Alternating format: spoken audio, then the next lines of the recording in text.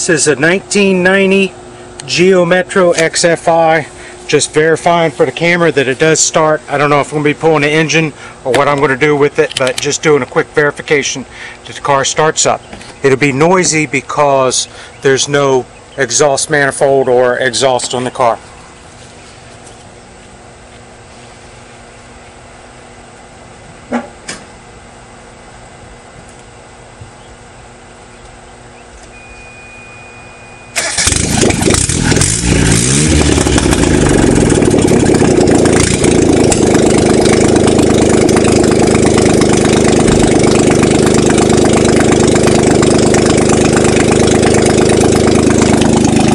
See, the car idles, it's noisy, but it should run fine. I'm getting ready to take it out for test drive, but don't know how to do it with taping this and everything, so I'll drive it and then and that's it.